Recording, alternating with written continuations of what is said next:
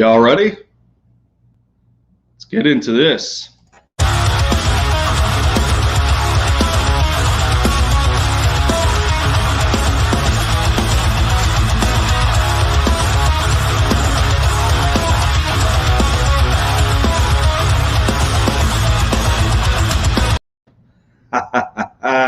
That is so much better, man. I'm so glad that I figured out a way to get my intro on here. What's going on, everybody? Lindy Endzone back in the building. Yes, sir. Yes, sir. I'm a little late on this. I know I'm a little bit late. We got to get this schedule out of the way from my view, of course.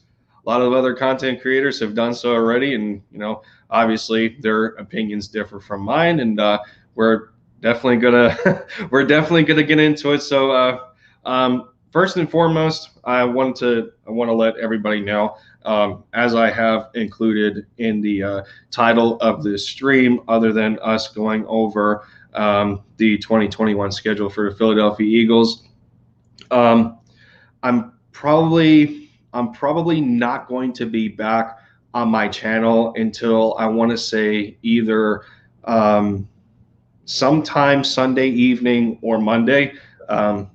I'm heading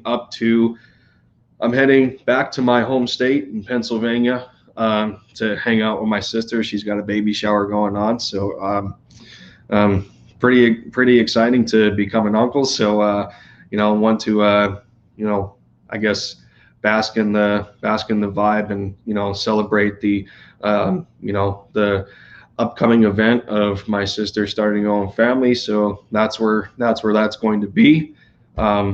But we got to get into this, y'all. Let's check out the comment waves here. Big Play Slay, as always, you hanging out. What's good, my guy? Yeah, I mean, I'm here. I'm hanging out. Legendary intro. No, it's I did like I guess I did like a quick throw together. You have those there's like those available templates and that sort of thing, and I had my own touches to it and whatnot. But yeah, I tried to make it as badass as possible. So, but yeah, so I mean, I'm thinking I kind of picked a decent time to stream based on traffic and whatnot. I think Philly Mike's the only one that's currently on right now. He's doing a Sixers game. They're playing the Miami Heat. Lord Brunson just got done with a roundtable, I think like an hour ago or so, the NFC East with some of the big content creators over there, and Bad Dog and Louis T and Law Nation. Those are some cool guys. I've seen some of their stuff before when LB does content with them. So, but here we are. Got to get my take on the schedule. It seems there's when we talk about the upcoming season for the Eagles, one thing we want to keep in mind, and I want to make sure that as a fan base we don't necessarily get carried away with the idea of talking about what these teams' records were last year, when our schedule is graded by the strength of schedule of teams that we face. Don't take it for, obviously we can't take it for what it is, because a lot of these teams going into this season aren't the same as what they were last year. Some teams improved, some teams got worse, and then there's teams with question marks. And as it was discussed in the stream that I did with the Nest Out West with Philly Foothills last night, if you weren't around to hang out with us, I would recommend you go check it out. Foothills got the time to get to know me a little bit. He had some questions for me regarding just my fandom of the Eagles, and and of course the Dallas Mavericks, as y'all can see on the screen. It's and I'll keep saying it's such a weird combination, but that's what makes us unique when it comes to our sports teams. Is I'm not completely a Philly person obviously, but one thing's for certain, I'll continue to bleed green for the rest of my life. But that's the most important part to me. So, but again, I recommend you go check out the stream for a little bit. We dove into the schedule. We dove into some of our viewpoints regarding what we feel, how the roster is going to kind of shape out. Barring the results of training camps and practices and these preseason games that we thankfully have now. It's great that we're advancing back to some kind of normalcy. Kind of a post-pandemic stage, but it's obviously not completely gone yet.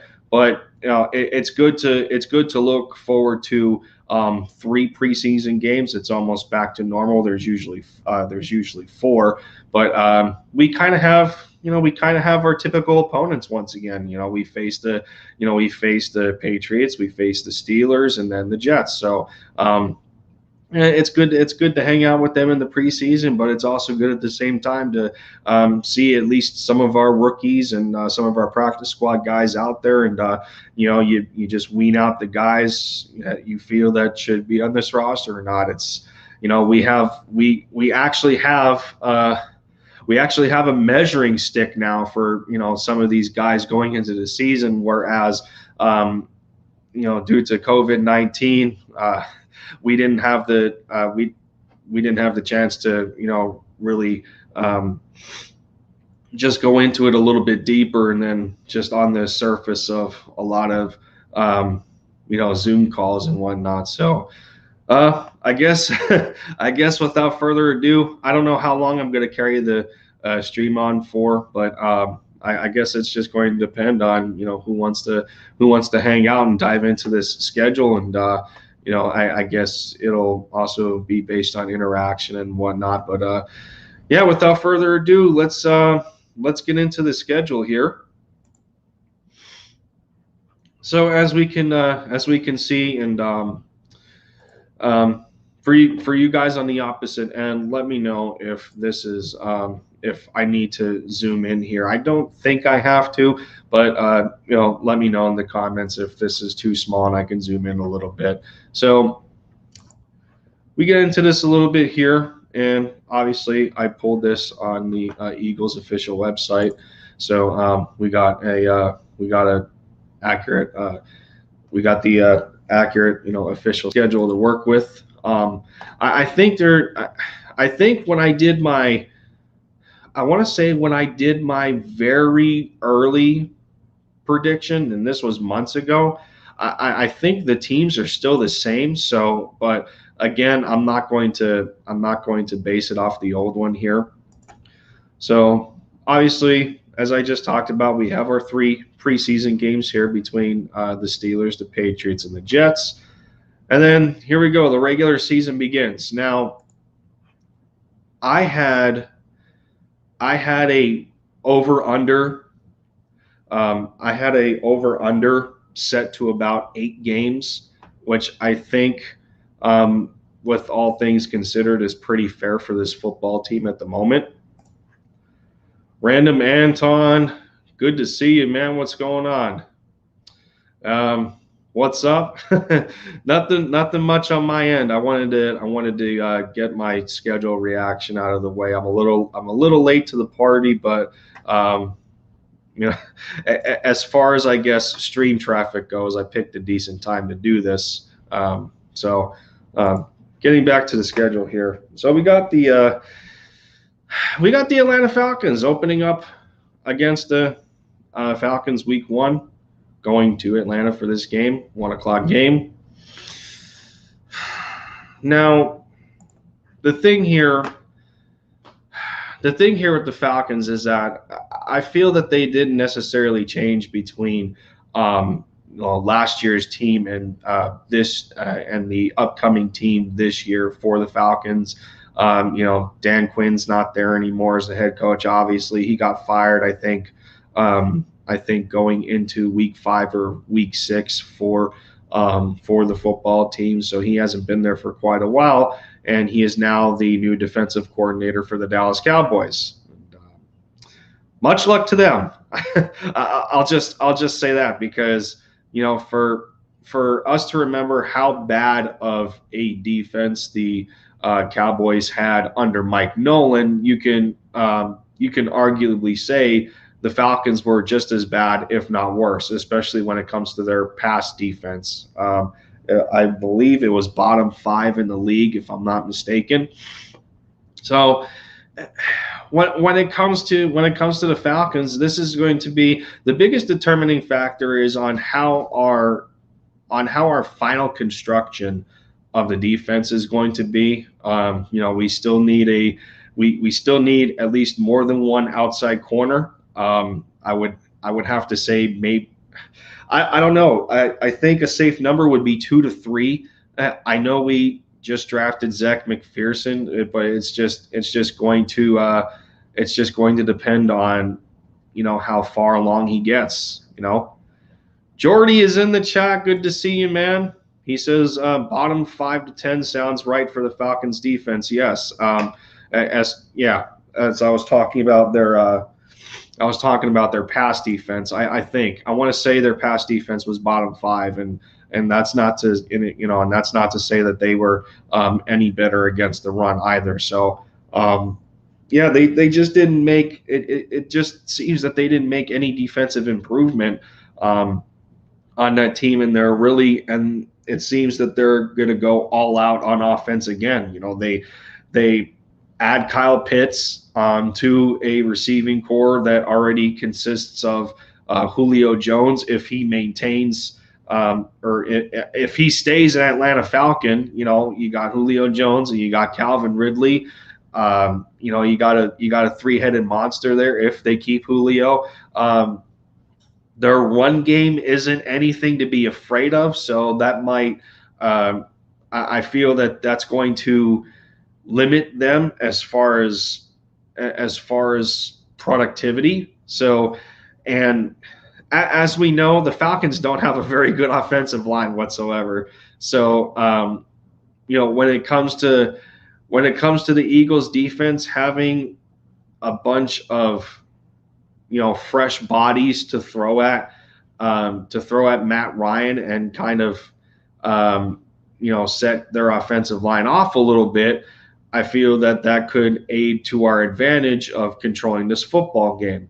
And I just talked about the Falcons not necessarily having a run game that's intimidating. Well, on the other hand, we got Miles Sanders, we got Kerryon Johnson, Kenny Gainwell, Jordan Howard's still here, but I think Kerryon's going to beat him out. I don't see I don't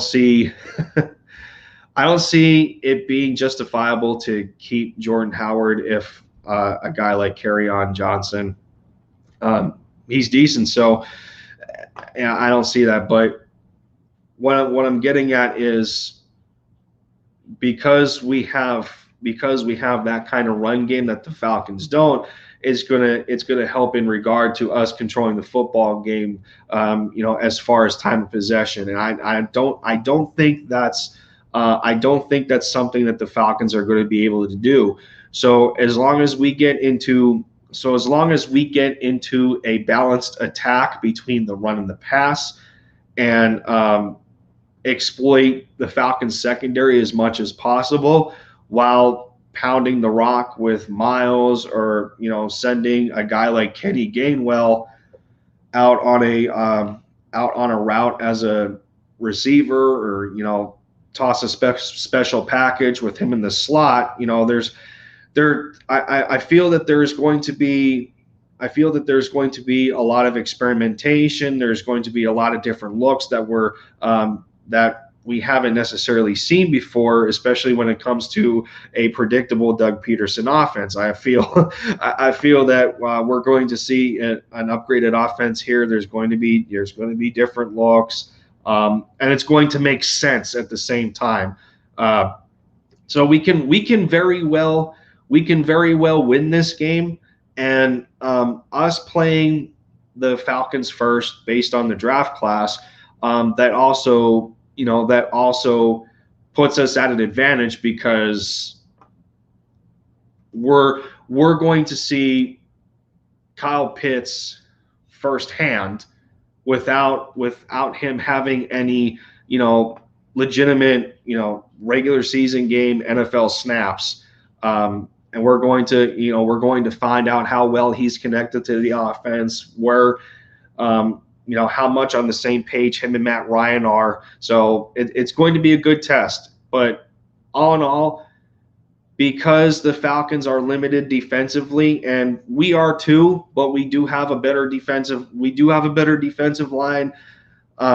I feel we do have a better secondary, minus the limitations of outside corner being that just because of the fact that we have Darius Slay. I feel that makes our secondary better. And I know it sounds stupid to say, but considering what the Falcons don't have and what we do have, I think we have a bit of an advantage there. So we can very well win this game, and I'd have to say that we are going to beat Atlanta.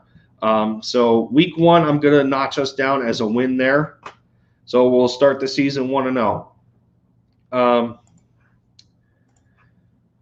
Anton going, we have a lot of 3+ headed monsters in the first stretch. Yeah, no doubt. So if we're talking 3-headed monsters here, let's go over it for a little bit before I dive into the rest of the schedule. So as we talked about, the Atlanta Falcons are one of those 3-headed monsters. You got Kyle Pitts, Julio Jones, and Calvin Ridley.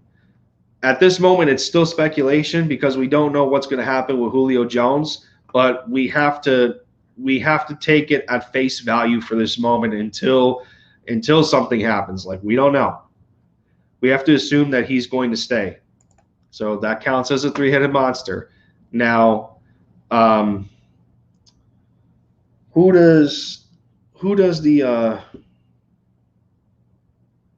do the 49ers have? I think they have a 3-headed monster of their own. I think it's they got Brandon Ayuk, they got George Kittle. There's a third person that's leaving my mind right now that the 49ers have. I don't think it's a running back. I think it is another receiver. I can't think off the top of my head. Somebody in the comments has to know what I'm talking about. I think the Niners do have their own kind of 3-headed monster. I'm not exactly sure, but something's telling me they do. You got Brandon Ayuk, you got George Kittle. There's a third person. I can't think of it right now.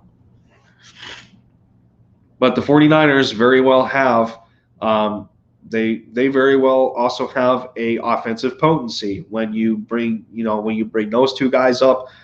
But yeah, Jordy, yeah, it might be Raheem Mostert. Yeah, okay. So, and again, when you talk about San Fran, a lot of their injured players are going to be coming back. So the 49ers last year were one of the most injured teams of 2020, including the Eagles. So now that they're healthier, they should be a more formidable opponent. With all things considered, at the same time, we don't exactly know who the quarterback's going to be. Is it going to be Jimmy Garoppolo or is it going to be Trey Lance? Now you can argue it could very well be Trey Lance just because of the pick that was spent on him, and of course the fact that Jimmy G has already been in trade discussions. But so I feel depending on, okay, yes, Anton, thank you. I forgot about Deebo Samuel. Yes, that's who I was thinking of. Okay, yeah, that's right. They also have Mohamed Sanu and what is that, Kelvin Benjamin, I think. Yeah. They have to give Trey time to develop behind Jimmy G. Yeah, it could be very well possible. I mean, I don't know, because Jimmy Garoppolo has limitations in his own right.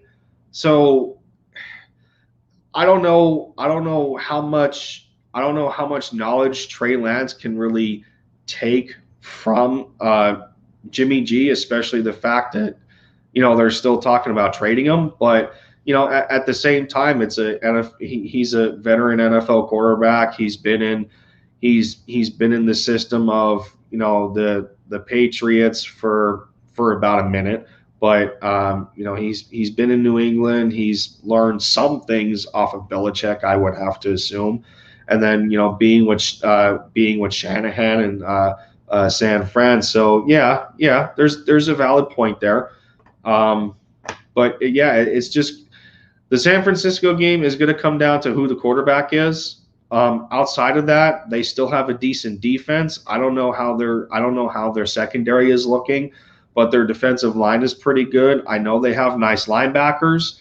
Yeah, I mean, one of the Bosa brothers is in San Fran, so I mean, there's that to consider. And the 49ers are going to be healthier this year, so yeah, they may be a tougher team than we expect, but this is a home game. This is our home opener, and the link always has that vibe. I don't know. I mean, I know it was a different team the last time the 49ers came to Philly in 17, but you never know. I feel that if we grab a win against the Falcons, that could very well be a pretty good stepping stone for the Eagles to carry momentum into their home opener against the 49ers. And I think they can squeeze out a win against San Fran. So I'll have the Eagles here going 2-0 for the first 2 weeks. It's good. The Niners game to me is going to be closer than the Falcons game, believe it or not. But yeah, only because of the fact that the 49ers defense is going to be better than the Falcons defense. We're going to be able to put up more points on the Falcons than we would San Fran. But either way, I feel that we're going to win both games. It's just going to be closer against the 49ers. So I have us 2-0 right now, going into Week 3 facing the Dallas Cowboys. Again, this is going to be another tough game. Division rival that we can't stand. I mean, what more can you really say? But in the reality of it, Dallas addresses positions of need in the draft. They grabbed Micah Parsons in the trade exchange that they had with us to allow us to move to the 10th spot. They still grabbed their guy. And we have to remember that if Dallas felt, or if Dallas knew that we were taking somebody on the defensive side of the ball, I don't think that trade would have happened for us. So I mean, yeah, I'm still pretty damn thankful that we did business with one of our biggest enemies, but it's happened in the past before, so we can't act like it's a foreign practice. So, but here's the thing. We have to ask ourselves how far along is Dak Prescott going to be in his rehabilitation? Is he going to be 100% for Week 1? We already know what we're dealing with in Dallas when you talk about the receiving core. CeeDee Lamb, Michael Gallup, and Amari Cooper. Even though, as we know, Amari doesn't show up on the road, but again, this is going to be in Dallas, and every time we've faced the Cowboys, in Dallas, Amari Cooper gave us fits, even though he doesn't show up on the road. So You got the threat of 3,000-yard receivers. It's becoming a cliche at this point, but there's still a threat. There's still a capable threat in that regard. Zeke Elliott's looking to have a bounce back year. They addressed needs on the defensive side of the ball. They added depth to a combination of the defensive line and the linebacker position. Micah Parsons was a defensive end before he turned into a linebacker. So you can only imagine how nasty he could be, not only in coverage, but if you throw him along the defensive line with guys like DeMarcus Lawrence and Randy Gregory and company, he could be quite a fit for an offensive line that's finally going to hopefully be 100% for the Eagles. So it's just going to depend on how we attack Dallas. But I don't necessarily like our chances for the first game facing the Cowboys, especially that it's in Jerry World. We struggled against them in Jerry World last year, and yes, I understand this was the 2020 season. Jalen Hurts was victim of one man's trash as another man's trash thrown into the fold. Little time for preparation and all that sort of thing. Pardon me, my allergies are killing me right now. Pollen's being thrown everywhere outside. So, but I don't know. I may have to chalk up the first meeting against Dallas as an L, which could then put us potentially on a 2-game losing streak here. Because week four, Kansas City comes to town. I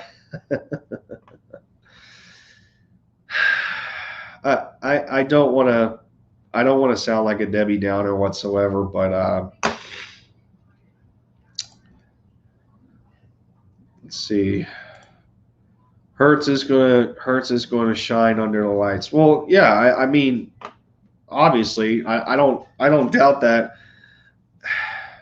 I don't doubt that Hurts is not going to, but with all things considered, with this being a new coaching staff, and just how this football team has to develop, on the field and actual action of regular season games, because practice and camp and preseason that prepares you for it, but come game time, that's when all the smaller factors come into play. How good is the timing going to be between how's the timing going to be with the quarterback and the receivers? Is how well is everybody going to be on the same page? Those are the little things that you have to consider. I really don't think we could come away with a win on the road versus Dallas. Yeah, I don't. At this point in time, I don't see it either. I feel the Cowboys are a bit more established. From not just a coaching standpoint, but a team standpoint. These guys have played together for quite a bit now, and Dak Prescott's coming back, so you don't have to deal with that carousel of quarterbacks when they had, Andy Dalton and Ben DiNucci, and I can't think of the other quarterback's name right now, but because there's going to be consistency again at quarterback, and they're going to be they're going to be better at the quarterback position. It's just this is going to remind me of. This is going to remind me of when we faced Dallas in 2016. I have a feeling that the Cowboys are going to be on a high rebound here, and they're going to look a lot more in sync. They're going to have a chip on their shoulder as well as us, and I feel it's going to be I feel that it's going to be like the 2016 battles. So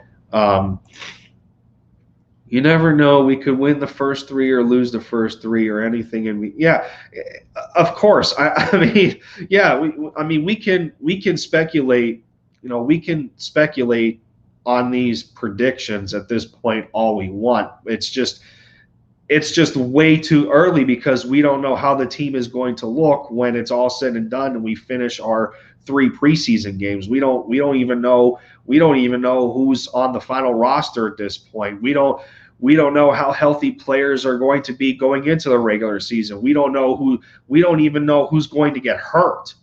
Injuries are a big consideration. When we're talking about this sort of thing, injuries are a big consideration. So the matchup of Dallas defense versus Philly offense is what loses us the game. Yeah, you could possibly say that. I feel that it's going to come down to how well Dallas addresses their secondary. I don't know if I like their corners outside of Trevon Diggs, but they have a good linebacking core. Adding Micah Parsons to a room that already consists of Leighton Vander Esch and Jalen Smith, so long as those two stay healthy. When that's considered, their defensive line has been what it's been. But yeah, we've known the difficulties pretty well when it comes to facing the Cowboys defense. But yeah, at the same time, I feel that it would be easier to make an analysis when if and when Dallas addresses their secondary, because I don't know if I like anyone outside of Trevon Diggs as far as their corners. Nikki Stees, good to see you hopping in here. What's going on, man? Let's see. Anton talking to Jordy saying, yes, our defense is suspect, and it's going to be that way until someone can show and prove. Yeah, the biggest problem area right now that we got to deal with is the lack of depth at the quarterback position, and I don't necessarily like the idea of throwing Zach McPherson out there right away, even though he's put in high regard with some people. So, but the crazy part of Zach McPherson is during his evaluations, there was such a wide spectrum where you had evaluators all the way on one side really liking him, and then you had evaluators all the way on the opposite side not too convinced. So it's like we didn't necessarily find a middle ground when it came to assessing the play of Zach McPherson. So it's going to come down to how well Jonathan Gannon connects to these guys. Him being this supposed guru of cornerbacks in the secondary. So that's another big factor is how well this coaching staff can connect to these players. You think depends on Sirianni putting players in the right position and using their skill sets correctly. We'll see. Absolutely. From what I gathered, and this is for you guys to gather as well. If you pay attention to some of the press passes that these rookies have had, with the Philly media, some of them addressed to the fact that they're pretty excited on what they're seeing so far in the playbook because, and I think it more so pertains to the offensive side of the ball. There was guys talking about there's more room for them to make plays and put them in the right positions.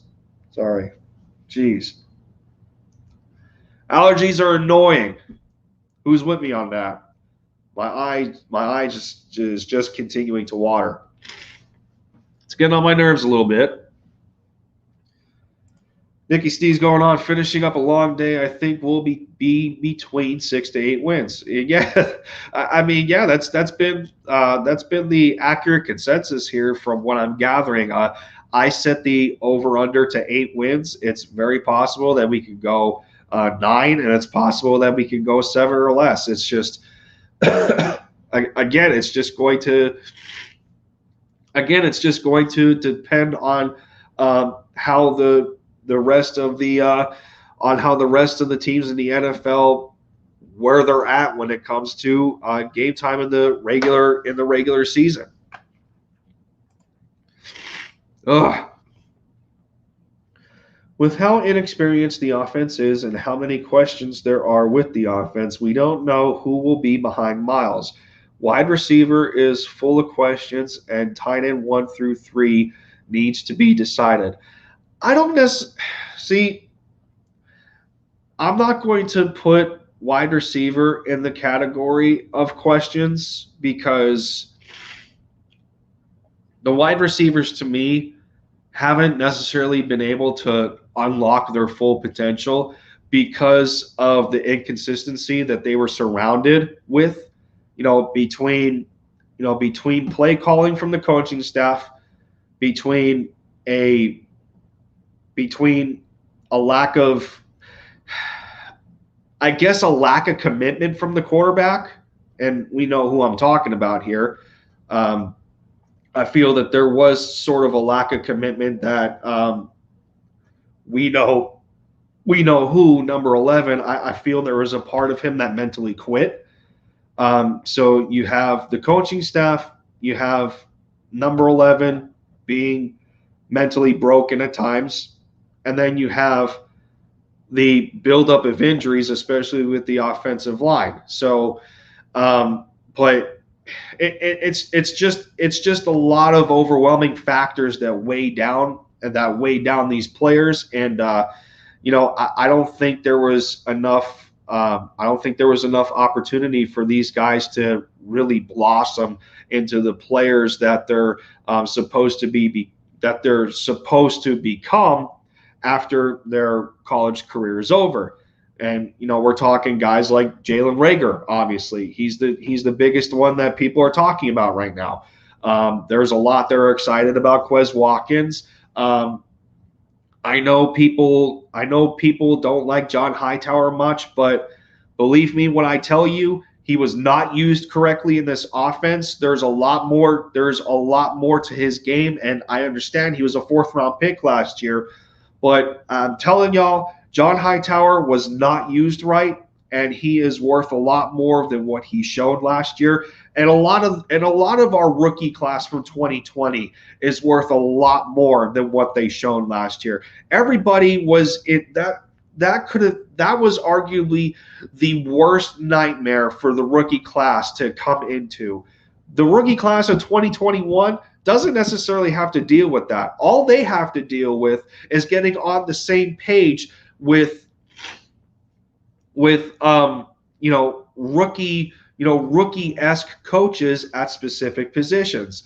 This is the first time Jonathan Gannon's a defensive coordinator. This is the first time Nick Sirianni is a head coach of a football team, and stuff like that. There's the elements that this year's rookie class has to get used to is a lot simpler than the rookie class of 2020. That was just a disaster. So there's a lot more to look forward to with last year's rookie class than people are painting it out to be, and it's just giving them a chance. Like we're giving the rookie class of 2021 a chance. Last year's class deserves the same thing. But again, they have to prove that. They got to prove that through camp. They got to prove that through practices. They got to prove it through preseason, possibly. Now that they have that opportunity to do so, and stick out amongst everybody else, that they're recognized in the right light with the coaching staff, and go from there. Call in possibly. Yeah, I'll leave it. I'll leave that in the air. It again. See, call-ins can be tricky sometimes because to me it just has to do with the. To me, it just has to do with viewership and all the all those little elements. So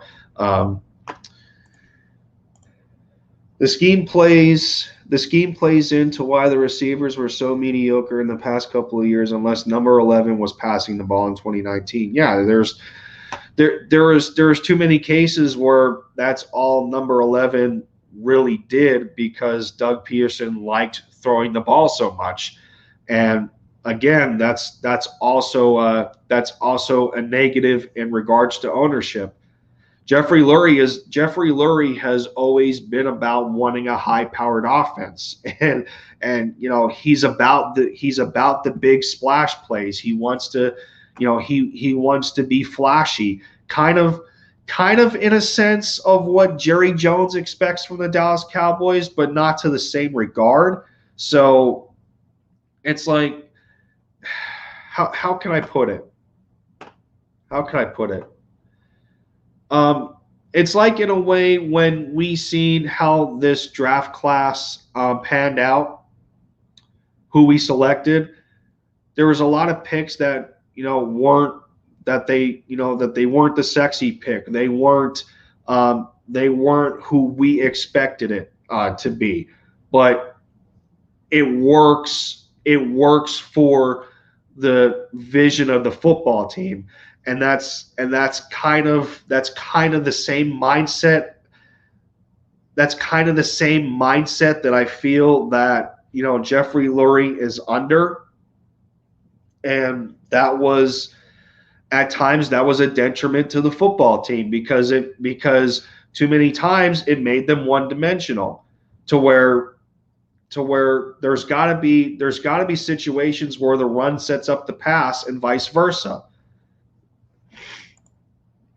I wouldn't say Doug wanted to throw the ball every single time. The ownership and GM wanted to make it such a high-powered offense that the one time Doug ran, it pissed off ownership, and they ran. Well, yeah, I mean, there was just and that just goes into what I was talking about, how much of a nightmare 2020 was. It's just that, like, there was too much turmoil. There was too much tension. Nobody was really working with each other. There was a lack of people being on the same page. So that doesn't seem to be the case as of right now. And, that could be one of the bigger determining factors when it comes to, predicting the success of this football team. So, but yeah, I guess I ran off on a little bit of a tangent there. So, I guess with that said, we can get back into the schedule here. God, these allergies are annoying. Week 5. So obviously, I have to jot down the Week 4 matchup against the Chiefs as an L. The Eagles as of right now are we're not equipped whatsoever to beat Kansas City. So it's safe to say that we can throw in an L right there. So by Week 4, I have us at 2-2. Week 5, Carolina Panthers. The Panthers was one of my wild cards. Obviously, the Panthers have a pretty good array of weapons. They got the Moore guys. They still have Robbie Anderson. They still got Christian McCaffrey. Their defense is okay. It's not the defense that we were used to years ago with, like when Josh Norman was still a Panther, and and Luke Kuechly was still playing, and it's not that kind of defense anymore. But they still addressed the secondary position. Obviously, when they grabbed J.C. Horn, we're gonna see that matchup again. I'm assuming, J.C. Horn versus Devontae Smith. We're going to see that again, and it's going to be exciting to watch. I can tell you that. But Carolina's a wild card just because of the fact of the expectations for Sam Darnold. What are we going to see from him? And part of it was on him when he was on the New York Jets, and part of it was the organization was just not making the greatest decisions when it came to building a personnel group around their quarterback. Matt Rule is a pretty good coach. Joe Brady is very intriguing as an offensive coordinator. I feel that he's got the goods to, make this work with Sam Darnold. Sam gets a fresh new start. He gets another chance to prove that he was worth the pick that he was selected at when the Jets took him. But again, this is a wild card game to me, and I don't know how to. I don't necessarily know how to approach it. Carolina did somewhat address their offensive line, but I don't think it's I don't think it's enough to really sustain prevention of a pass rush. So this could be a chance for our defense to take over a game, but I do think at the same time that our offense would be capable of taking advantage of the Panthers. It just sucks that we don't have very good memories when we go to some of these games. The last time we played against the Panthers in Carolina, we blew a 17-point lead and ended up taking an L. But obviously, I don't think that's going to be the case this time. So I think we could squeeze out a win against the Panthers. Yeah, I feel it's very possible. I'm going to jot down a win there. I feel finishing week 5, going into week 6, we're going to be 3-2, and then host the Super Bowl champion Tampa Bay Bucks, or Tampa Bay, as Skip Bayless likes to call it. Tampa Bay Buccaneers at home, which are we really expecting a win there? This game, the Bucks and Chiefs game, they could very well be slaughters, but at the same time, in my opinion, the Buccaneers game is going to be the best game for us in regards to a test. You're facing the greatest quarterback ever. You're facing a very good veteran coach in Bruce Arians, a very good defensive coordinator in Todd Bowles. Every single player from that Super Bowl roster last year is brought back.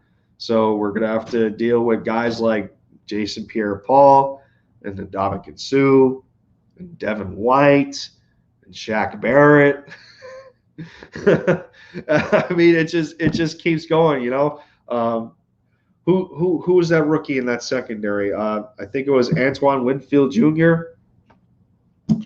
They brought back Antonio Brown and Gronkowski. Their running game,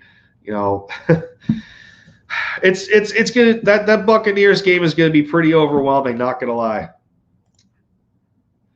Philly Foothills, what is going on? Good to see you, man. Yes, sir. Yes, sir. I guess I did pick a good time here to do a stream. So I know I flirted with the idea of turning this into a call-in, and you know what? I think I may have to. I think I may have to do it. I'm not gonna be on YouTube for a little bit. Like I said in the beginning of the stream, I got a baby shower to attend to for my sister, so uh, that's gonna be that's gonna take me away from my channel for a little bit. So link is posted. If y'all want to come hang out, it's up to you. Bring us on here, and we'll go over this schedule together. But yeah, I mean, I have to jot down an L for the Tampa Bay Bucks here. So um, so I had us 3-2 going into the Week 6 game against the Bucks. So a loss here will put us at 500. So we'll be 3-3 heading into Week 7. But this Bucks game, is probably going to be this Bucks game is probably going to be one of my favorite games to watch, in my opinion, just due to the magnitude of it being such an awesome test for these rookie coaches, for some of these rookie players. For a guy like Jalen Hurts in that big of a spotlight, he's already been through this before in college with Oklahoma and Alabama. You can arguably say that he was in the same position when he faced the Saints last year, even though they didn't have Drew Brees. Then he goes to Arizona. He gets in a shootout with Kyler Murray, and even though we lost that game, he didn't give up. Those are the kind of intangibles that we need at the quarterback position, and I feel that those are going to expose themselves once again. When Jalen Hurts is going against the best of the best in the NFL and Tom Brady. This is a game. This game is going to be the game to watch. This game is going to be the greatest test for everybody on this roster. Whoever makes the final, 53, 54, whatever that number is going to be, this is going to be the biggest game to me, to be completely locked in and pay attention to what these guys do, and how they attack the Buccaneers defense, how the defense is, whether our defense or not is going to put any kind of pressure on Tom Brady. Are they going to make him think? Are they going to put him into uncomfortable positions? Are they going to alter his decision making? There's a lot of factors that we need to look into when we play a team like the Buccaneers. And again, this is not to say that you can also include the Kansas City Chiefs in the same conversation. Yes, but when it comes to the construction of the Buccaneers roster, this is the same team that just won the Super Bowl. So you have to imagine that sort of test, that's the best test that you want. So before I continue, got to add one of my guys in here. How's it going, Legend? How you doing, man? Yes, sir. Yes, sir. Other than allergies killing me at the moment, I'm good. I'm good. Yeah, hopefully you get better, man. Oh, I can't stand it. It's just congestion that gets on my nerves, and then your eye starts to water, and you got to rub it, and you feel that you have to sneeze, and then it gets worse. Like, it backtracks on you, and it's like, well, just let me get it out. So, yeah. But I feel it. Yeah. All right. So, as we have paid attention so far, through Week 6, I have the Eagles at 3-3. I think that's fair to say. What are you thinking? I could see that. I just need to pull up the schedule here real quick. So far, I have us beating the Falcons. What was it again? if I have us 3-3, then I have us beating the Falcons. I think I have us beating San Fran, and then no, what was it? Wow, how the hell do I not remember what I just predicted? Let me go back for a second. 1, 2, 3. Okay, yeah. All right, I got it. So through week 6, I have us beating the Falcons, the 49ers, and Panthers, and then our losses are against Dallas, Kansas City, and Tampa Bay. I think that's a fair. I think that's a fair assessment so far. Yeah, I think that is pretty fair. I don't think we're gonna beat San Francisco though. I think that's more of a given. Yeah, that's what I thought when I was assessing it. At the same time, I feel that the 49ers game is going to be a 50-50. Again, San Fran going into this game is where presumably we feel that they're going to be healthier than they were last year, which is a big positive for them, obviously. But I don't know whether I trust their secondary or not, but I do know that they can apply. I do know that they can apply pressure from the defensive front, and they have decent linebackers. So it sounds to me, just by saying that, it sounds to me that the 49ers defense kind of resembles the positives and the negatives of the Cowboys defense, where we already know both teams have a good defensive line, and we know both teams have good linebackers, but their secondary is a question mark. I feel that's pretty fair to assess. But however, the 49ers, I don't know who the quarterback's going to be. I know who the quarterback is going to be for the Cowboys, and that's going to be Dak Prescott. But we don't know if it's going to be Jimmy G or Trey Lance when it comes to San Fran, and that's why it makes it more of a toss-up. And it's also possible that we may win this game based on that kind of condition.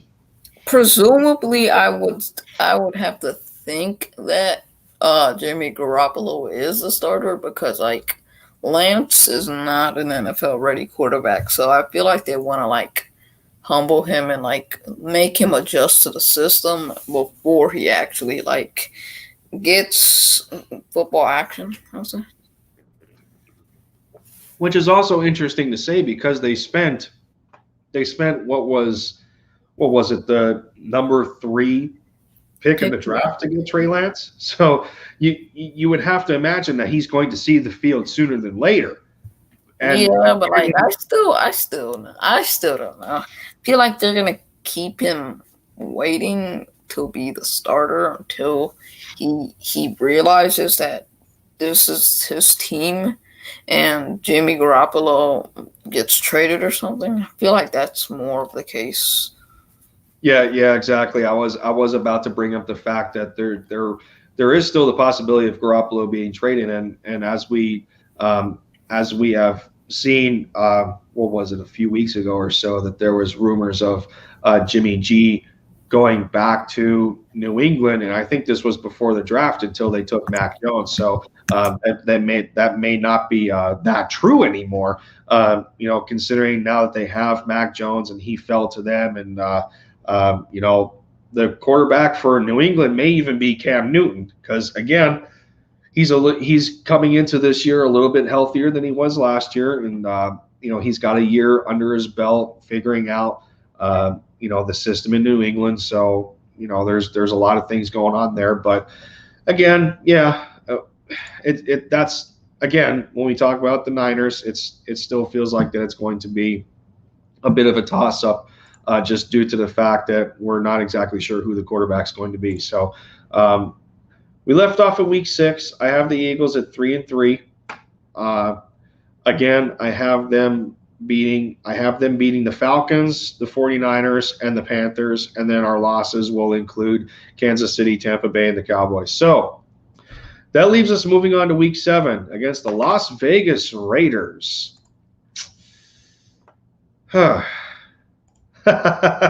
Foothills going. Claritin works well for me. Yeah, I wasn't ever one to take medication for allergies. I just let them do their thing, and they eventually go away. So Joey Shakes in the building. Good to see you, man. I seen you kicked ass on a 3-hour stream going over the schedule. Kudos to you. Dropped a couple of comments on some of your videos. I know there was one about the Jordan Hicks trade. Yeah, no thanks.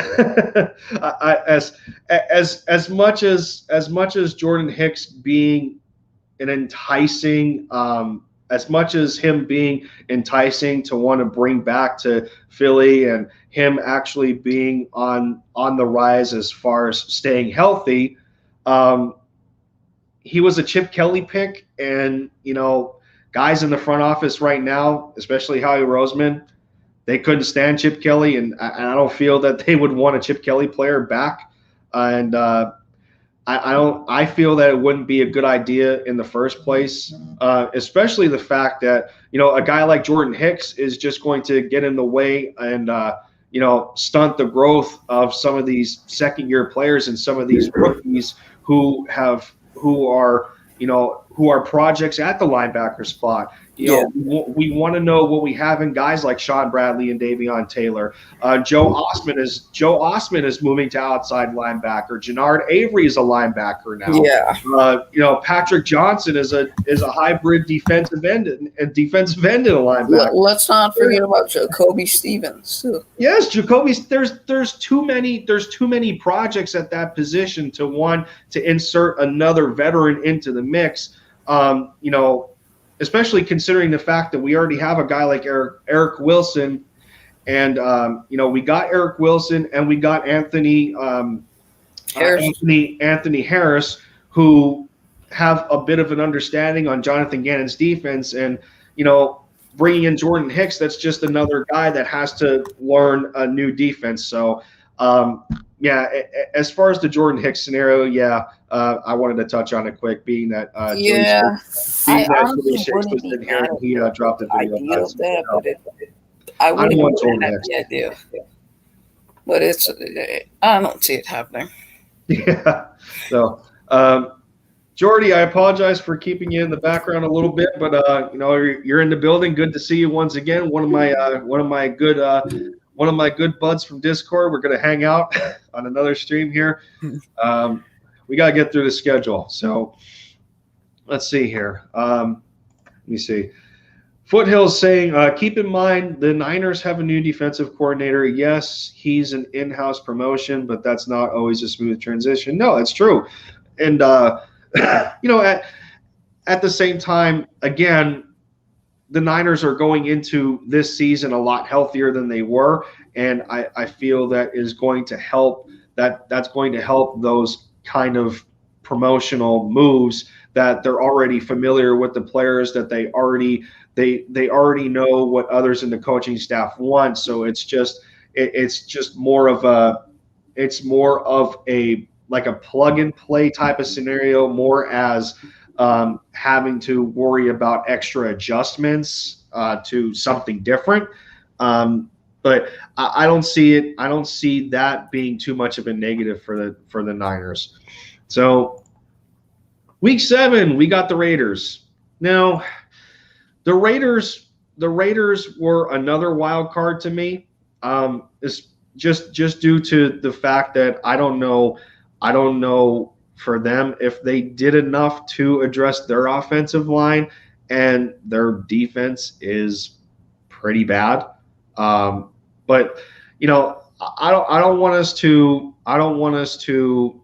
like over exaggerate on the fact that they gave Kansas City last year a run for their money. That's not always going to be the case when it comes to these kind of football teams. So, man, I don't know how their receiving core looks. We remember Nelson Aguilar being one of those unsung impact players for Derek Carr, outside of a guy like Darren Waller. But now that he's gone, who do they really have left? I feel that we can go to Vegas and take care of business and grab a win against the Raiders. I don't see them causing many fits for us. So, what do you guys think? I have us at 4-3, beating the Raiders. Now, Yeah, I the have interest us 2-4. Okay, so you're at 2-4. Okay. Yeah, like 3-4 when we face the Raiders because I think we're gonna beat them. Now, the thing about the Raiders that I don't think people talk about enough is, yes, they're rebuilding that O-line. Yes, they're adding to their defensive line and their secondary and building up a bottom 10 secondary. But you've got to remember, they've still got Darren Waller, Josh Jacobs. I think they still got Hunter Renfrow in that receiving core. At least I think they had him at one point. They've got And Ruggs. Henry Ruggs. Yeah, they've got Ruggs. They had Aguilar. I don't know if they replaced Aguilar, although I'm looking at this current moment. They added to their CB depth. I think they added to safety depth. They brought in Yannick Ngakoue, and they completely rebuilt their offensive line with younger, healthier core. So I think it all depends on how they pan out and how Philly pans out going into that game. And it really depends, how does Philly develop their offense going into that game. Let's not forget the Raiders usually start off hot, and then they start to plume and they get streaky at the back end of the year rather than to the start. Yeah, so let me see. Now that actually sparked interest in me looking up the Raiders schedule. So week 1, let's see if I can. So the Raiders do still have Renfrow, and they also brought in John Brown. Oh yeah, That's right. I remember that now. And Zay Jones. They bring in Willie Zay Snead. Jones too. Those are two young guys that I've definitely been keeping an eye on. John Brown, but I think Zay Jones is another guy that we could need to worry about depending on how he develops too. And didn't they also bring in Willie Snead? Yeah, they did. They did bring in Snead too. Yeah. I don't know. I don't exactly feel intimidated by Oakland.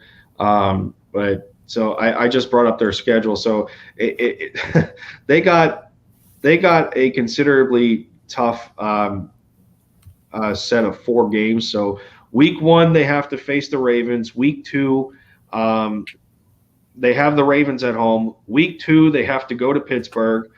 Week 3 they host the Dolphins. Week 4 they have to go to the Chargers. And then the last 2 games before they face us is that they host the Bears, and then they have to go to Denver. So, and then right after us they have their bye week. So, and they face the Chiefs too. Yeah, they face Kansas City week 14. Yeah, that's I don't know. I feel that they're going to. I feel that Oakland. I feel that Vegas is going to be tested enough to where we may be able to get to them a little bit and squeeze out a win. So to this point in the schedule so far, I have the Eagles at 4-3. I got them 3-4 from this point on. But the thing is, what's stopping Oakland from walking into that game and going, we've had a tough stretch, and we're going against a team that has enough question marks that we may be able to win? What's stopping them from coming in with that mindset? I wouldn't think anything would stop them, but again, at this point, there's so much to speculate when you consider roster construction. I mean, this is the way we're talking about this right now is taking teams at face value on what we currently have. So, Is this in Las Vegas or in Philly? We have to go to Vegas. Oh, okay. Yeah, we have to go to Vegas. So, okay. But either way, I have us 4-3. I have us 4-3 going into week 8. So, week 8, we have to go to Detroit to face the Lions. If this is a Yeah, win. that should be a win. Yeah. I'm not gonna say a no question win. Uh, Again, because it depends on how well Jared Goff meshes with biting kneecaps off. But You know, yeah, we always do this with the Lions. We always think it's a easy win, but yeah, they yeah, beat no, us. yeah, we can't get into that mindset. No, yeah, no, I get it, but they just don't they just don't seem as a challenge. I don't feel them as a challenging opponent. So Yeah. yeah, I got us beating the Lions. So through my prediction so far, that puts us at 5-3. I have them winning against the Lions too. So you would be at 4-4. So Yep. you'd be at 500. Okay. The one thing that makes me so sure about the Lions game is they lost their number one playmaker in Kenny Galladay. Now, they still got Hawkinson. They still got a couple weapons here and there, but that offense right now is broken. I mean, if Matthew Stafford the last couple of seasons has struggled, and he's an underrated quarterback. He's been very good there. If he can't win with the weapons he had, I don't think Goff's going to be as good with the weapons that are there now. So that should be an easy win. They do have Hawkinson and DeAndre Swift, though, and a good offensive line, though. Swift's a second-year guy, though, and their O-line's not the greatest, especially comparing it to our defensive line. So I wouldn't necessarily worry about that unless Swift gets a lot or breaks through the first level a lot, and I don't think he's going to do that. Because once you break past that first level, he's got to go through a secondary that, for better or for worse, may not be able to tackle, depending on who's out there. Yeah. I understand. It's like Foothills showing some love here. Great stream so far, man. As you know, I appreciate any kind of compliment, big or small. So once again, fellow content creators, that's all we do is we just show the love. We show love for everybody.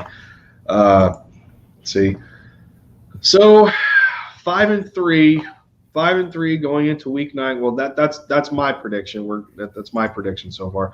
5-3 going into week 9, and we host the Chargers. Justin Herbert comes to town with that set of weapons that he has, featuring Keenan Allen. Yikes. I don't know what they have at tight end though, because Hunter Henry is gone. And, they have Jared Cook. Is he really? I don't even think he's that big of a threat anymore. I mean, the last time he was decent was when he was with Aaron Rodgers. I think when he was in Green Bay, and he was okay for the Saints, but I don't think he's that guy anymore. But he's better than what they have, but still. But he's not the main focus of that offense either. And Justin Herbert coming off of the season that he had last year, I don't know if we're going to have the kind of secondary that can contain the passing attack that he's very well capable of, since he's got an absolute cannon of an arm. I don't know. I have us taking a tough loss to the Chargers at home, so that'll put us at 5-4 on my schedule. Yeah, I think we're gonna lose this game. Yeah, I don't think you can get our secondary out there and confidently say they can stop this offense.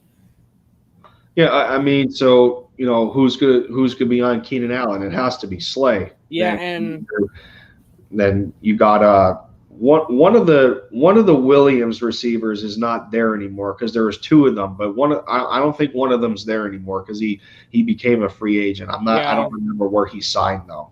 One left, and they still got Mike Williams, so they lost their better Williams, but they've still got Keenan. Their backups aren't the greatest, but there are a lot of guys ranging from 6 foot to 6'4", which could give our defense troubles, especially since we're a very short corner rotation.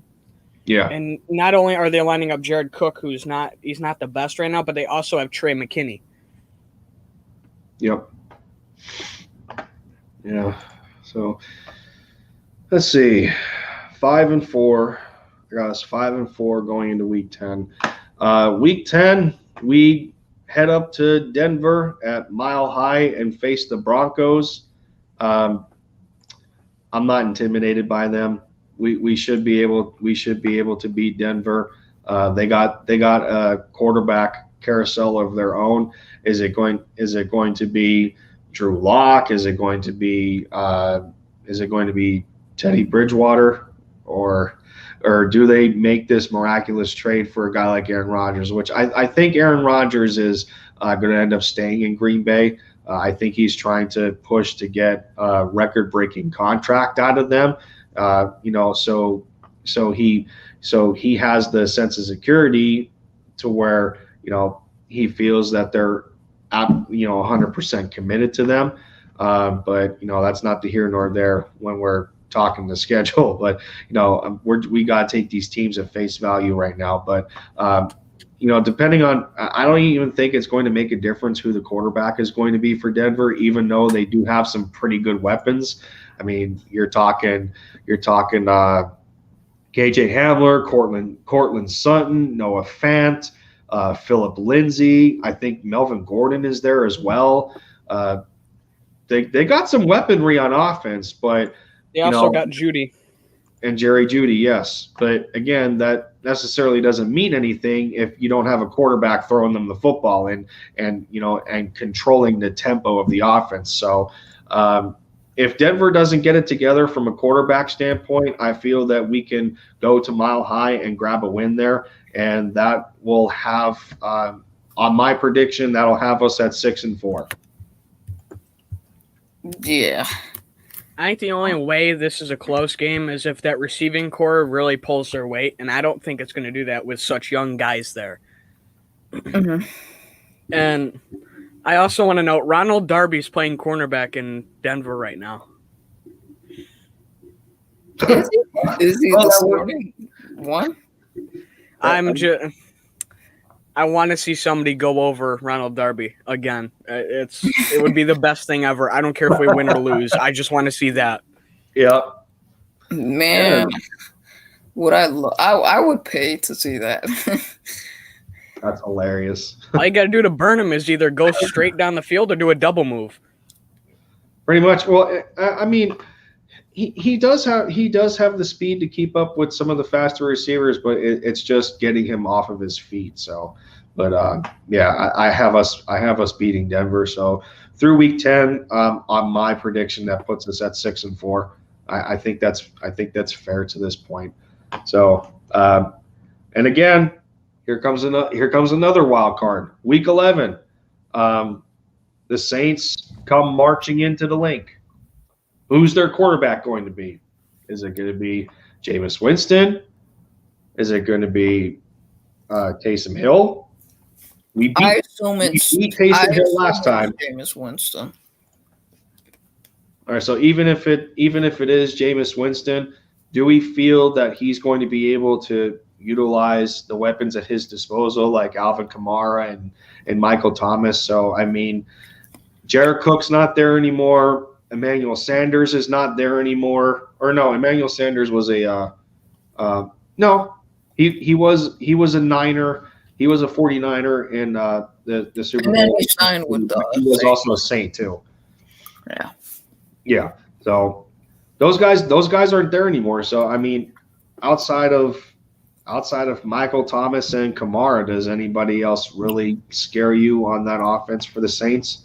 I don't think so. I mean, I guess Troquan Smith, but he's more of a deep threat in a way. Now, there is one player that sticks out to me, and that's because I've really analyzed this guy, and it's Deonte Harris. Also, he's been hit. He was hit or miss last season. I even had him on my fantasy team, and I remember he would be great 3 games of the season, and then bad the next 4, and then good and bad, and it was like a switch that you keep flipping. So I don't know where he's going to be either. I think he's going to line up at 2 or 3. depending on where they want him. And that's the only thing I can see that would be worrisome, because we don't have that other outside corner. But other than that, I don't see much reason to worry. Yeah. And the only thing I would be worried about is their defense. But other than that, I'm not scared of them. And you don't have to worry. I think we're at an advantage here come week 11, just because of the sole fact that, you know, we have the material from last year to be able to do homework on this football team, and you know, even though this isn't going to be the same offense, and it's not going to be predictable and easy to read like an open book for the Saints defense to carry that out as easily. But, you know, at the same time, we can still use some of the methods that you know, allowed us to win that game last year to our advantage. Because, I mean, Jalen Hurts already has experience facing this defense, especially last year when they were at the top of their game. And I think that swings. You know, I think that swings the pendulum in our favor. And I got us winning 2 games in a row here. I feel that we can beat the Saints in the link. Yeah, I don't think. I honestly also think that they also didn't have film on him, and I guess that's what comes to play, and now they do. So that kind of helps them in this game if they want to win. No, I mean, yes and no, because he was, you know, Jalen's capabilities were a little bit limited because he was thrown into the fire. And where was I going with this? It's just, man, I just got a mental block, but I think you guys get where I'm going with that. But so yeah, and I got us beating the Saints, winning 2 games in a row. To this point, I have us 7-4. I'd say the only thing that really would concrete a win is what's their quarterback situation. And like you said, it depends on who's in there. And you know they're not going to play Ian Book, because as much as I love the guy, that offense is not built for a scrambling quarterback. So it's just, I mean, if you do see him, I'd say we're guaranteed win because it's not built for him. But at this point, it's all but a Philly win. I'll be honest, I'm on the train that Jameis Winston goes off this year. Yeah, that's what I was about to bring up. Yeah, I mean, you know, it's going to come down to the expectations of Jameis Winston. You know, he's got something to prove, obviously, and you know, I don't know of a better situation or a better coach to help him reset, you know, hit the reset button than Sean Payton. So this may be, you know, it may be a recipe for disaster for teams that have to face the Saints if Jameis ends up being the starter. You know, and then you bring up the idea of the quarterback not being Ian Book, Jordy, and how you feel that this offense is not set up for that kind of a scrambling quarterback. And you know, with you making that case, could you also put a guy like Taysom Hill in that category? It's possible, but again, you know, he shows a bit of quality. He shows a bit of capability of being a pocket passer as well. So, I mean, do you think Taysom Hill falls in that category like Ian Book, or is it a little different? My thing is Hill's more your gadget guy, and he's more the guy that Peyton, and now I say all the time, Peyton's a mastermind when it comes to the offense. He's gonna put Hill in roll. He's gonna put him in a lot of rollouts and stuff that's gonna move him outside. Book is more of a guy that you sit in the pocket and let him do his thing. And I think that's where you separate Hill from a scrambling quarterback, is you're gonna put him on more plays that get him moving and on the run, as to where more of a scrambling quarterback, you can sit them in the pocket, let their instincts go with it, and just let them do what they need to do on their rollouts. And I say that Book, isn't the best gauge of this because a lot of times he will roll out just for the sake of rolling out because he's more comfortable outside. But it's a good enough comparison to where I'd say Hill is not exactly a scrambling quarterback, but he is close. Yeah. Okay. Yeah. Ian Book kind of reminds me of John Wolford. I wouldn't necessarily say that, but I can see where the comparison would come from. Yeah. All right. So to me, I think it's fair to say that at this point, we can very well see the Eagles at 7-4.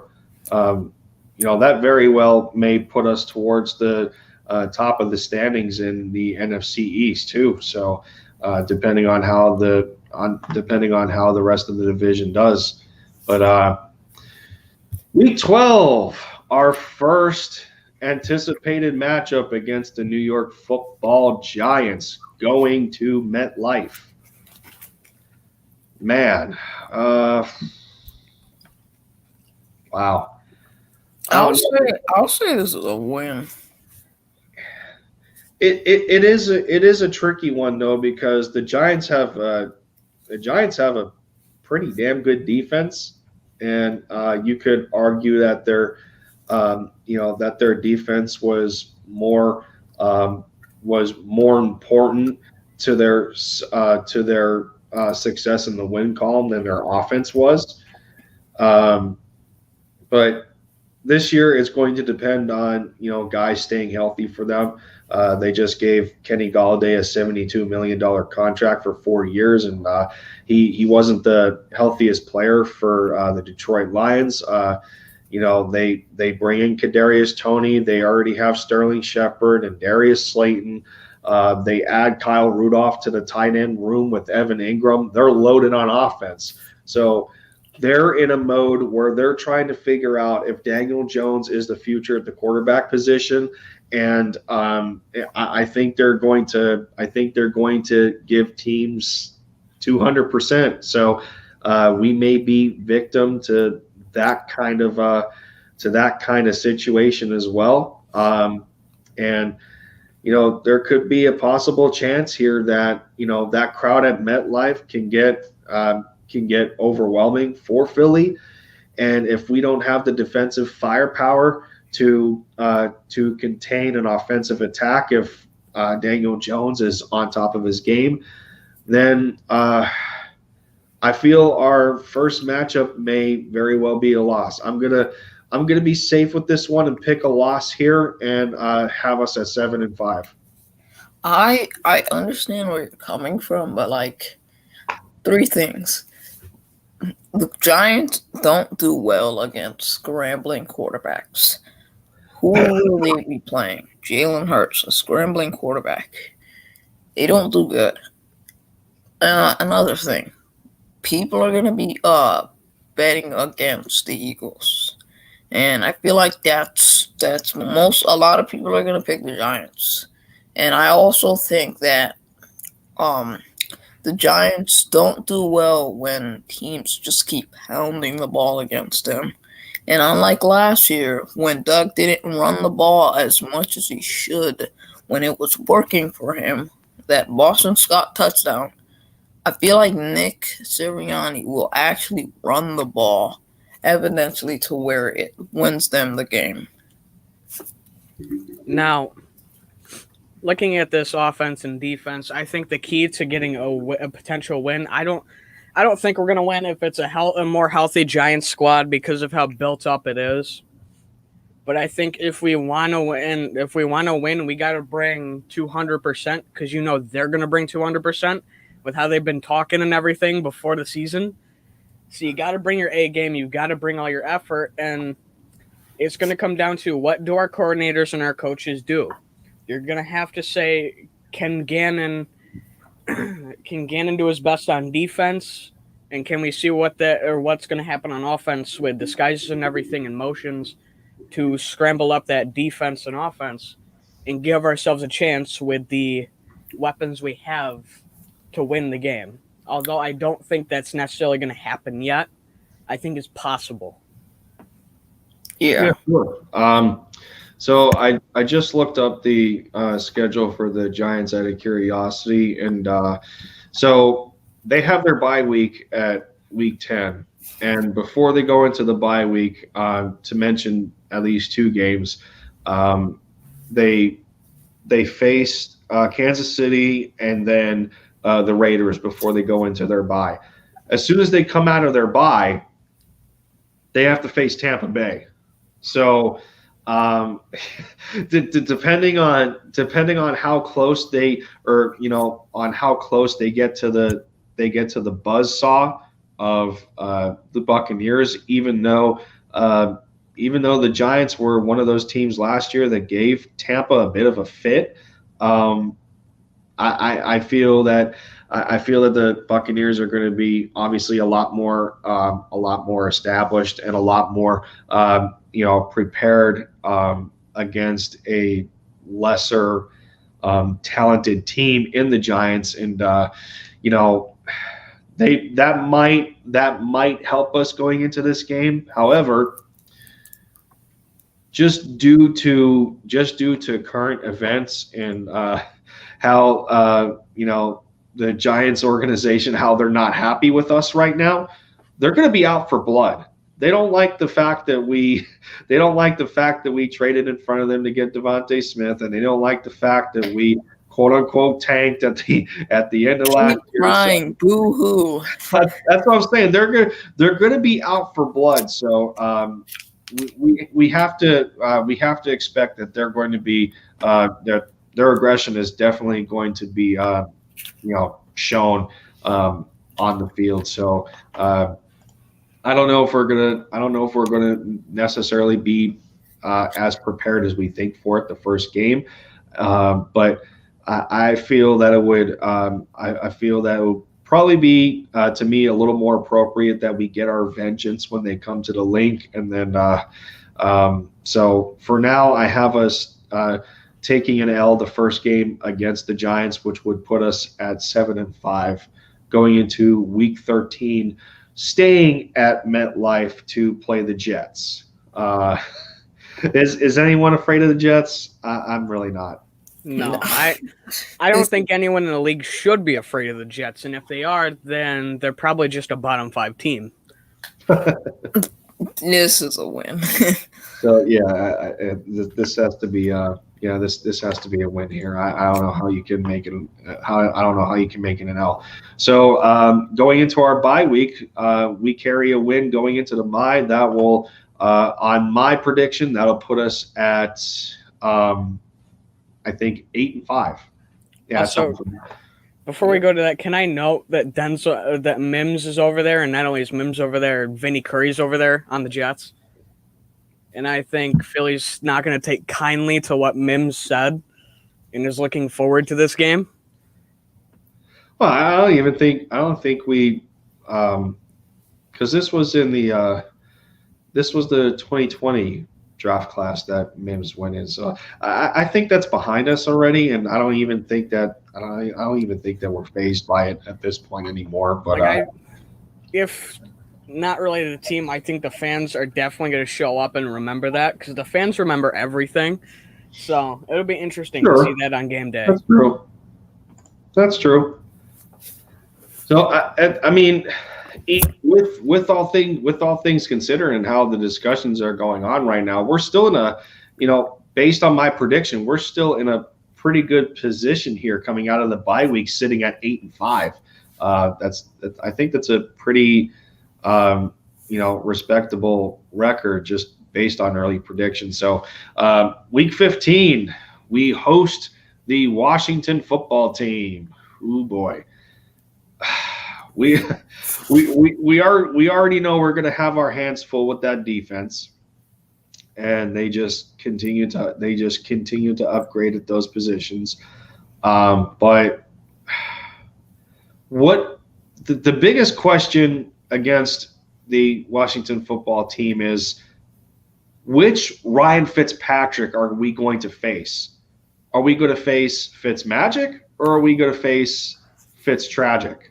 That's going to be the biggest question mark to me as to whether we leave the link with a win or take an L? I think we face this Magic because usually when Fitzpatrick is good, it's in the end of the year rather than like the start of the year. Yeah, that's very well possible. Where are you at, Jordy? Now, I think even if we face Fitzmagic, they don't have the best receiving core. I mean, the only ones really of note are McLaurin, Adam Humphries, and Antonio Gandy Golden. Wait, no, they also signed Curtis Samuel. And they picked up Diami Brown. Yeah, and they drafted Diami Brown. But the thing is, in a normal case, I wouldn't be worried, but with our depth, I'm not sure. And they also got J.D. McKinnick back at running back. So, and they also have the converted tight end Logan Thomas, who went off at the end of last season. Yeah, that's a nice story for them. That's what I'd really kind of worry about, at least in general, because I don't know how well our linebackers are going to cover up on that. Even though I think you're probably going to have Wilson on him most of the game, which I'd be fine with. I'd be worried about who's covering him the other times. Because I think if you give him enough space, especially late season, he could go off again. So I'm not sure. All right, so let's see. Let's find the schedule for Washington. I gotta zoom in on this a little bit here. Let me see. Home road. Can you give me the full schedule, please? No, I don't want to see that right here. Apparently, Washington drafted Jarrett Patterson. I don't know how I didn't notice that, but that might be scary, depending on how he develops. Yeah. Because if you pair him with JD and that works out, ugh. Their defense is nasty. Yeah, they know how to build a defensive line. I'll say that. Okay, yeah. So we play Washington week 15. So who does Washington play before they come to Philly? So they face Dallas during our bye week. They face the Raiders at week 13. And then they got Seattle week 12. So, I mean, the strength of opponent is pretty tough before they face us. That may put them in a decent position to be on a competitive high coming to the link. What do I want to jot this down as? We're 8-5 at this point. I think the win or loss of the game comes down to how we handle the defensive ends in Montez Sweat and Chase Young. Yeah, but if I knew which quarterback I'd be getting with Fitzpatrick, then it would make the decision a lot easier. Yeah. So, man. Something's telling me that we're going to drop the first game against every division rival and then win the second one. Something's telling me that. I don't know why, but I don't know. It just makes sense to me. So I'll put a loss here, but I think we end up beating them week 17 because our remaining 4 games are against our division. So week 15, that'll put us at 8-6, and considering I just said that I feel that we're going to get revenge against the division. That'll put us on a 3-game winning streak to finish the season, which will put us at that'll put us at 11-6. So, I guess with that said, do either of you two see us winning 11 games? No. That could be our ceiling, but no. Now, I've been saying this since the start of like the month. It really depends on how the secondary and the corners especially pan out and the receivers. Because you already know what you're getting with your offensive line. You know most of what you're getting with your starting defensive line. You know most of what you're getting with your linebackers. You know what you're getting with Miles Sanders, and if you keep Boston or somebody back there. But you don't know what you're getting with the receivers. We don't necessarily know what we're getting with tight ends, and we don't know what we're getting with any of our DBs. So it really will come down to that to hit a ceiling or a floor. I think it's possible to hit an 11-game ceiling. Yeah. But I also think this is a year of a high ceiling, a low floor, and I have our floor at anywhere from 3 to 5 games. Wow, that low. Ooh, geez. So I just thought of it. So I had my over under going into this at 8, which I think is pretty fair. So if I had to pick, I feel best case scenario here would be 11-6, and worst case scenario I feel would be 7-10. I think that's fair to say, because let's keep in mind the fact that if we finish this season under 500, as long as we look competitive in these games, I don't know that this season would be at a loss if we see that kind of a record. I know it wouldn't look great on the surface with us being 4-11-1 in the previous year, and then we go into this season and we finish 7-10, and we're not making the playoffs again. But we have to understand the circumstance of when number 11 was a rookie, the team finished 7-9, and most of those guys between player personnel and the coaching staff got a second chance, and the rest is history. So I don't know. I mean, again, it's way too early at this point to determine, just because we don't know how the rosters are going to shape up for every opponent that we face. But if we're taking this at face value, I think settling with the floor first, which my floor would be 7-10. I know I just put us at a record of 11-6, but I think that would be our potential ceiling. But I'm going to stick what I've been stuck on, since the development of this new team, and go with 7-10. I'll say the Eagles go 8-9 next year, but I respect your opinion. Cool.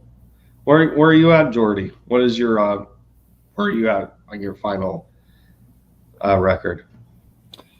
My final record, honestly, I'm not sure. I'm really not.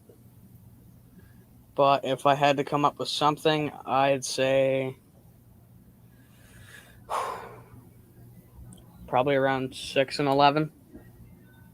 Okay, so it looks like we're kind of all around the same ballpark here, with a win difference, whether it's positive or negative.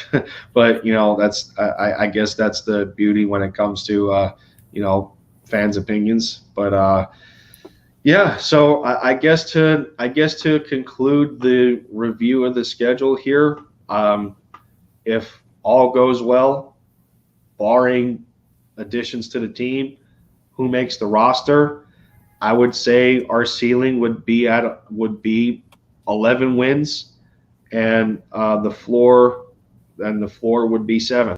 So at worst case, we'll probably see 7-10, but best case, we might see 11-6, and that would probably be good enough to win the division and shock some people at the end of the season when they see the Eagles making the playoffs. But again, at this point, that's a pipe dream, and it's very premature, and there's a lot to consider at this point. But yeah, I think that'll do it. So again, to conclude, I think I'll keep my over and under for this team at eight games, and 7-10 or 8-9 is probably the fairest way to go here.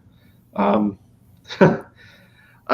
guess I can conclude the stream at this point, unless either of you two have anything else to point out quick before we head out. Appreciate you streaming today, man. Yeah, I know. I noticed I had a bit of an opportunity. The community was a little bit quiet from a streaming perspective. It's like everybody got their stuff done a little earlier than I did. So appreciate Big Play Slade coming on there as he heads out. Thank you once again. And it's always a hell of a time when I got my guy Jordy on here, and for those that don't know, he runs two podcasts. You can go check out The Common Flock when it comes to Philadelphia Eagles. And if you so happen to be a Notre Dame Fighting Irish fan, when it comes to college football, he's got the Golden Dome. So, go check him out on there, making sure that he pumps out content for both podcasts, which is, it's pretty, it can be difficult to do at times, mentally draining, but that's all in. That at the end of the day doesn't matter when it's something you love to do as a hobby. So appreciate once again your contributions to any kind of interaction with my channel, Jordy. And thanks again. Hey, thanks for having me on. It's always fun coming on. It's always a pleasure. It's been nice to see you grow. It's been awesome, especially the debates we've had and among other people in the community. It's been fun. Yeah, no doubt. And of course, Big Play Slade. Yeah, it's pretty late on the East Coast. I'm still considered the East Coast here in Tennessee, and it's 10:30 Eastern Standard Time. My wife and I have to head out early in the morning. My sister's got a baby shower going on over the weekend, so we got some stuff to do before we head out here. So, but I wanted to get either a quick video or a quick stream in here to for me to give my opinion and dissection of the schedule for the Philadelphia Eagles, and see where I have them at. And again, to let y'all know. At the earliest, I might be back on Sunday, but if not, you can look for me to pump out more content on Monday. So that's good. That's gonna do it for me here. As always, I go by Lindy Endzone, giving you some obvious content for my favorite Philadelphia Eagles and the Dallas Mavericks as well. So with that said, y'all, I want y'all to take care. Always bleed green. Fly, Eagles, fly. Look out for one another, and catch you next time.